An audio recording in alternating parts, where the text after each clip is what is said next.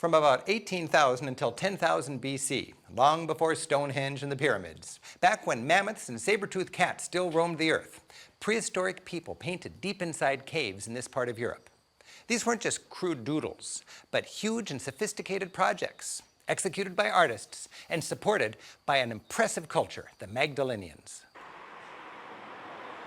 The region's limestone cliffs, honeycombed with painted caves, are unique on this planet. Tourists gather nearby at Lascaux, home of the region's and the world's most famous cave paintings. These caves were discovered accidentally in 1940 by 4 kids and their dog. Over the next couple decades, about 1 million visitors climbed through the prehistoric wonderland, inadvertently tracking in fungus on their shoes and changing the humidity and the temperature with their breathing. In just 15 years, the precious art deteriorated more than in the 15,000 years before that. The caves were closed to the public. Visitors can now experience the wonder of Lascaux by touring an adjacent replica. When their time comes, visitors are called to meet their guide for a look at the precisely copied cave called Lascaux II. Then we are in the auction room, the most spectacular room of Lascaux. It's a sacred place. We don't live in a church. They never lived in the caves. And it's a huge composition. It's a calculated composition because they have taken advantage of the strip of rock to relate in a circle 2 groups of bulls facing each other. And in the center of this composition, they have united the 3 principal animals of Lascaux: horse, ox, and deer. Is this a hunting scene? No, it's not a hunting scene because on the walls, the hunter doesn't exist. They never tell the everyday life. The meaning is more complex. What is the biggest animal? Is this bull? Is the largest painting in the cave art, 16 feet from the top of the horn to the tip of the tail.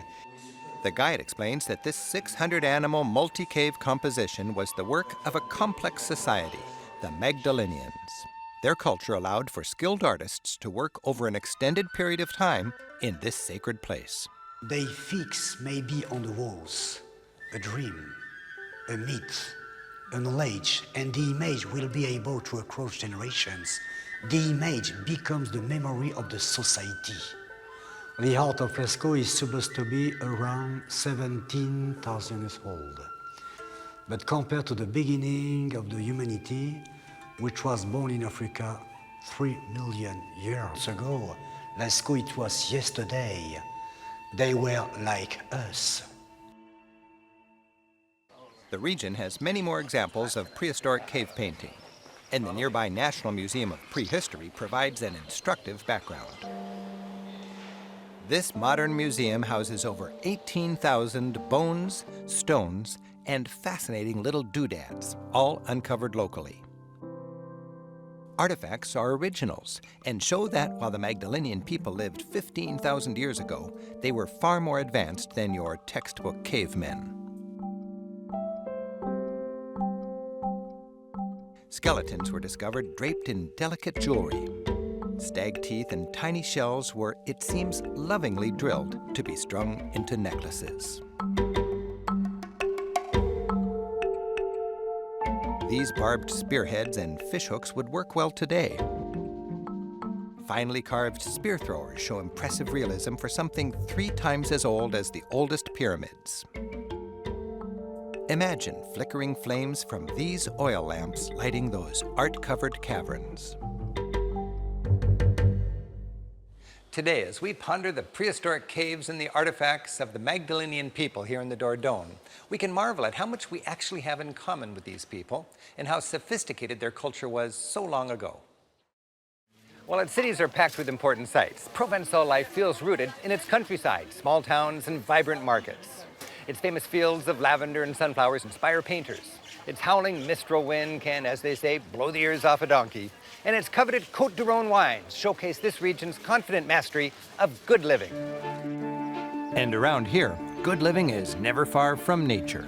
Where else can you canoe through such charming scenery and then under a nearly 2,000-year-old aqueduct?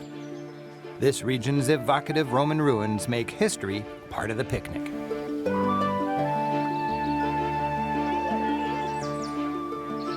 The Pont du Gard reminds us that throughout the ancient world, aqueducts were stone flags heralding the greatness of Rome. They still proclaim the wonders of that age. This perfectly preserved Roman bridge supported a canal or aqueduct on the very top. It was a critical link, helping keep a steady river of water flowing cross-country to Nîmes, one of the Roman Empire's largest cities. Remarkably, the water dropped only 1 inch for every 350 feet. Let's go inside. This is what Roman aqueducts were all about. This is part of a 30-mile-long channel. A man-made river flowed through this for 400 years. You can still see the original stones, a thin layer of mortar that waterproofed the channel, and after centuries of use, a thick mineral buildup. The Pont du Gard's main arch is the largest the Romans ever built, 80 feet across. The bridge itself has no mortar, just ingeniously stacked stones. Taking full advantage of the round arch the Romans invented, it's made strong by gravity. The Pont du Gard Museum shows that a steady supply of water was an essential part of the Roman art of living. You'll see some very old plumbing, walk through a rock quarry, and learn how they moved those huge blocks into place and constructed those massive arches. All this work was designed to bring water into the still grand Roman city of Nîmes. The water finally gushed out here, into this modest-looking distribution tank from where it served the thirsty city's needs. Imagine the jubilation on that day in AD 50 when suddenly the system was operational. This is the very end of the aqueduct, and water would tumble out of this hole and fill this pool. Now, the system was designed to prioritize according to how much water was available. If the water level was high, these holes would send water to the homes of the wealthy, to decorative fountains, and to public baths. But if the water level was very low, well, these holes would still send water to the essential neighborhood wells. Today, the town's many Roman ruins testify to Nîmes' former importance. The Maison Carrée rivals Rome's Pantheon as the most complete building surviving from the Roman Empire. The temple survived, in part, because it's been in constant use for the last 1,000 years.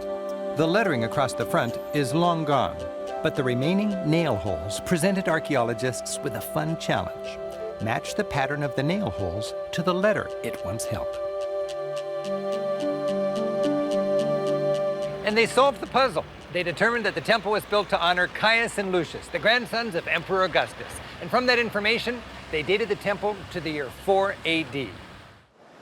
Nîmes Arena, which is still in use, is considered the best preserved from ancient Rome. It's another fine example of Roman engineering and Roman propaganda. In the spirit of give the masses bread and circuses, admission was free. The emperor's agenda was to create a populace that was thoroughly Roman, enjoying the same activities and the same entertainment, all thinking as one. To be all alone with your own personal Roman ruin, take a quick detour to the Aqueduct of Barbegal. These are the scant remains of an ancient Roman power station, channeling a river to turn their mills. The Romans ingeniously harnessed maximum power from the water flow. They built a series of terraced pools, allowing the water to cascade down, powering 8 separate grinding mills. Romans grew wheat on these vast fields and brought the grain here to the mega watermill. Cutting through this bluff, the water from this aqueduct provided power to produce enough flour each day to feed 12,000 hungry Romans. The mill served the nearby Roman town of Arles, and that's where we're heading. By helping Julius Caesar defeat Marseille, the people of Arles earned the imperial nod and their city was made an important river port.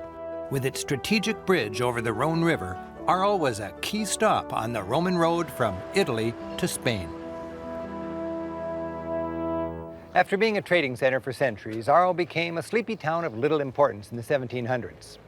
Allied bombs destroyed much of the city in World War II, but today, Arles thrives again. The most dramatic remnant of Roman Arles is its arena.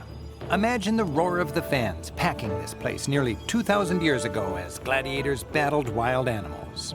The floor was covered with sand to absorb all the blood. The word arena actually means sand. While the grand city of Rome could afford exotic beasts like tigers and lions from faraway places, smaller towns like Arles made do with snarly local beasts like wild boar, bears, and so on. Like in Nîmes, the arena in Arles is still used for concerts, bullfights, and other spectacles. In tumultuous medieval times, locals bricked up the arches, turning the stadium into a fortified town. Over 100 humble homes were crammed within its circular defenses. 3 of its medieval towers survive. A park showcases the city's archaeological treasures. Its impressive ancient Roman theaters make the importance of Lyon as a Gallo-Roman capital clear. You hear the term Gallo-Roman a lot here in France. The Gauls were the original French tribe. 2,000 years ago, the Romans conquered them and they were assimilated into the vast Roman Empire. In many ways, the France we know today grew from that Gallo-Roman civilization. In the 1st century, the Roman city of Lyon had a population of 50,000 people, which is 4 times as big as Roman Paris. So the city was a critical hub for transportation, and it became the economic, religious, and administrative capital of Roman Gaul.